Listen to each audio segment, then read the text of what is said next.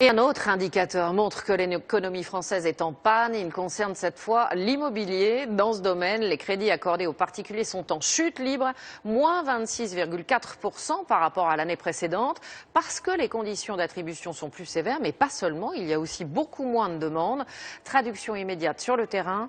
Les mises en chantier sont en très nette baisse. L'activité devrait encore reculer d'au moins 3% en 2013, avec à la clé des dizaines de milliers de suppressions d'emplois, selon les professionnels qui redoutent une année noire. Reportage à Paris et à Montpellier, Cyril Za, Dominique Bonnet, Anne Domi.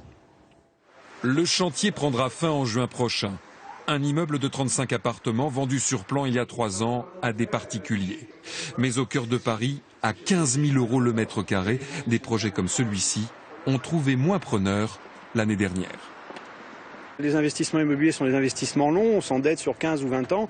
La situation économique, notamment par rapport à l'emploi, ne sont pas de nature à favoriser, je dirais, l'acquisition immobilière.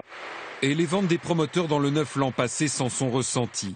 70 000 immeubles ont été vendus aux particuliers en 2012, c'est une chute de 30% par rapport à l'année précédente.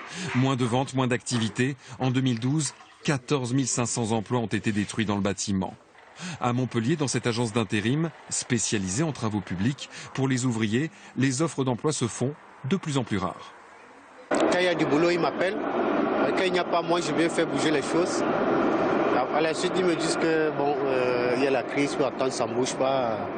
Bon, ça va, j'ai un diplôme et tout. Mais même avec un diplôme, franchement, c'est dur. Dans cette agence, 6 fois moins d'offres d'emploi aujourd'hui que l'an passé. Et sur l'ensemble du territoire, les professionnels du bâtiment s'attendent à une année noire.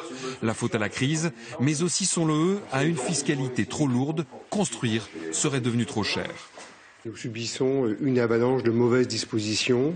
J'en cite quelques-unes. Ça a été l'augmentation du taux réduit de TVA. Ça a été une fiscalité extrêmement dure et contraignante sur tout ce qui est plus-value immobilière. Ça a été un rabotage du crédit d'impôt au développement durable, etc.